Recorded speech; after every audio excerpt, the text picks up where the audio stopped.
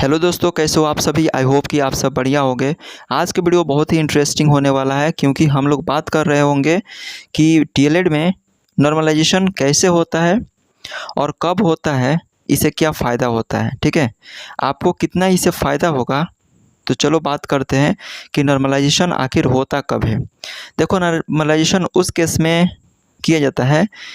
क्या होता है कि आपका एग्ज़ाम जो हुआ था बहुत सारे शिफ्टों में हुआ था। ठीक है, तो ऐसा होता है क्या कि एक शिफ्ट का क्वेश्चन होता है कि बहुत आसान आ जाता है, और ऐसा भी शिफ्ट होता है कि जिसका क्वेश्चन थोड़ा सा मॉडरेट होता है, और ऐसा शिफ्ट होता है जिसका क्वेश्चन लेवल होता है वो थोड़ा सा हार्ड होता है।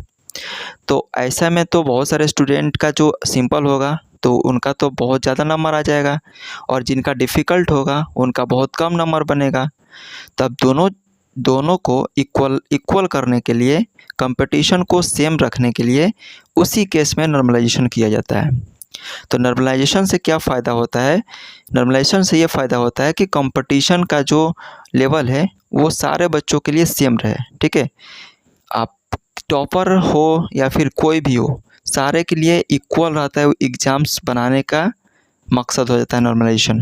तो इस केस में नॉर्मलाइजेशन किया जाता है। और एक फ़ायदा होता है नॉर्मलाइजेशन में कि मार्क्स को इक्वल ट्रीट किया जाता है। ठीक है, और लेवल इक्वल बना दिया जाता है एग्ज़ाम्स का।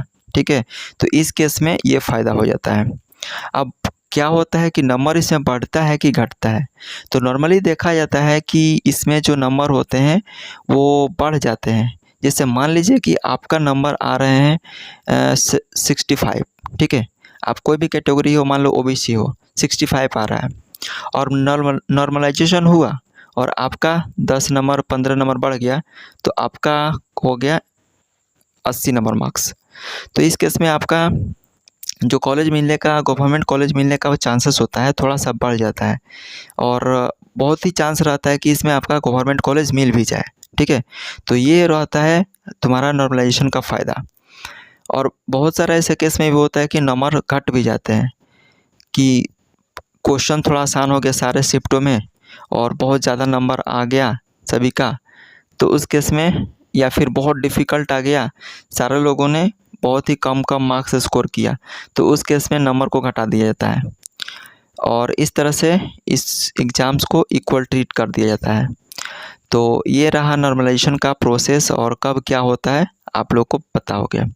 अब एक चीज़ बताओ कि आप लोग को कितना परसेंट कॉन्फिडेंस आ रहा है कि आपको इस साल 100% गवर्नमेंट कॉलेज मिल जाएगा? आप लोग कितना मेहनत किए थे इसके लिए, ये भी बताना है ना। सबसे पहले ये बताओ कि आप लोग का मार्क्स कितना आ रहा है डीएलएड में, है ना, और कौन सा डिस्ट्रिक्ट से हो, ये पहले कंफर्म कर दो कमेंट में। प्यारा सा कमेंट अपने लैंग्वेज में लिख दो, कितना मार्क्स आया ईमानदारी से लिखना, कोई भी झूठ नहीं बोलेगा।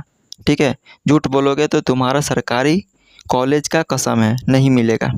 सच सच बोलना। 50 नंबर आया तो 50 नंबर, 70 नंबर आया तो 70 नंबर, 90 नंबर आया तो 90 नंबर। ठीक है, तो कोई झूठ नहीं बोलना है। जल्दी से टाइप करके बता दो, आपको सरस्वती माता का आशीर्वाद मिलेगा। ठीक है, तो जल्दी से कंफर्म कर दो, और हम लोग जल्द ही इसका वेट कर रहे हैं कि कब रिज़ल्ट आ जाएगा। तो इसका रिज़ल्ट जल्द ही आने वाला है। जल्द से ही चुनाव ख़त्म हो जाएगा, सारा इलेक्शंस ख़त्म हो जाएगा, रिज़ल्ट आ जाएगा इलेक्शन का। तो इसी के बाद भी आ सकता है, 1-2 दिनों के बाद इसका भी रिज़ल्ट फाइनली आ जाएगा। ठीक है, तो एक चीज़ रखो अपने दिमाग में कि कोई भी टेंशन मत लो, सरकारी मिलेगा या फिर नहीं मिलेगा, आप बस अपना 100% दो।